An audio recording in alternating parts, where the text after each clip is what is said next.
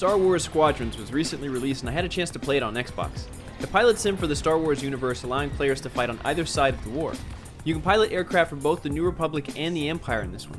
There are multiple ships to choose from, with varied loadouts to change for your preferred playstyle. There's also one-sided conversation with uninteresting characters and repetitive horde mode style missions, but in space. Is this another great Star Wars game or another that you should stay far, far away from? This is Star Wars Squadrons.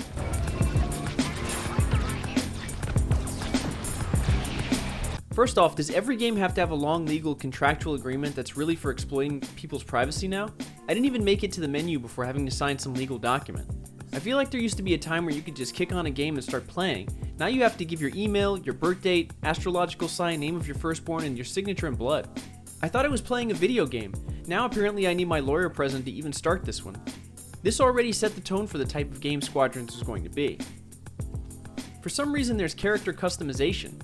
This may just be my personal preference, but I really don't get using a character creator for a game that will exclusively be played in first person. Some cutscenes do include the face of your character, but all of them are in the prologue. You never see them again during the main story. One of the good things is that your character can have different voices, and occasionally they'll say something about the current situation. Only during missions though, like they were only designed for multiplayer. The options for character customization are limited to 10 faces when you first start out, and 4 more that can be purchased with glory, a currency that's mostly acquired through multiplayer. Any face can be paired with any body type and voice. There are times when you're not flying a plane. One of the weird additions of this game, or subtractions, is that your character seems unable to walk.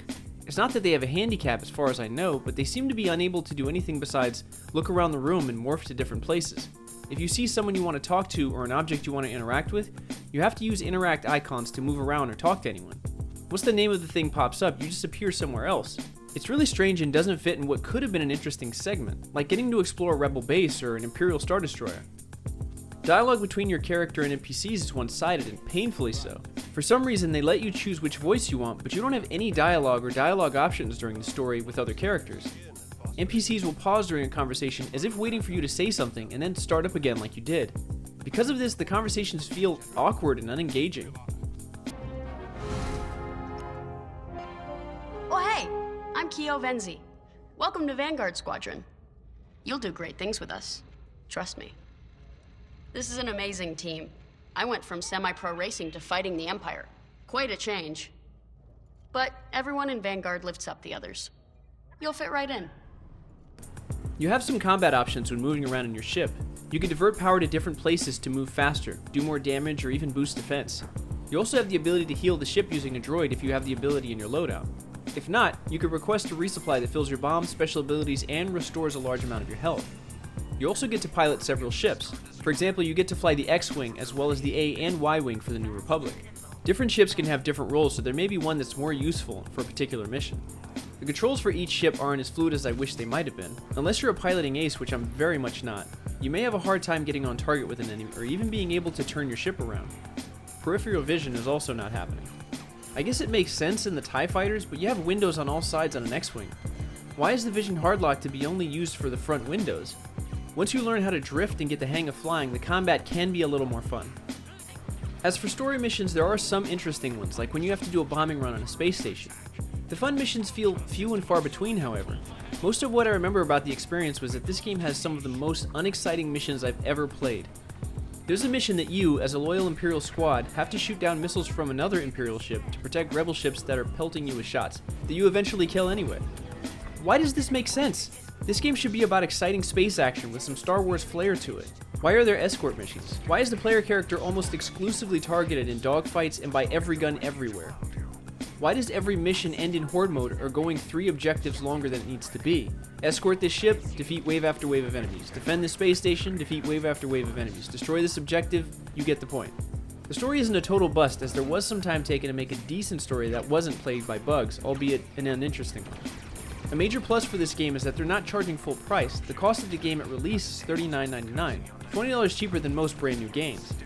Because of the price difference and a lack of in-your-face microtransactions, I'm willing to give this game a break.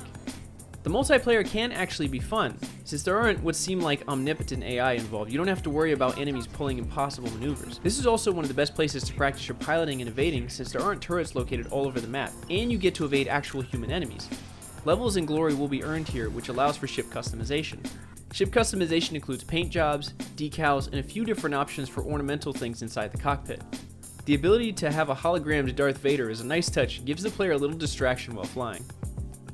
Having to get through this game's story was painful. I had to drag myself to get through it, and that's probably not a great way to sell a story mode. It's not a bad concept or bad writing or even bad graphics, it's the core game itself. It's just boring. The star battles aren't really all that engaging or interesting. There's no conversation between your character and everyone else. You're mostly just getting talked at with these awkward pauses here and there.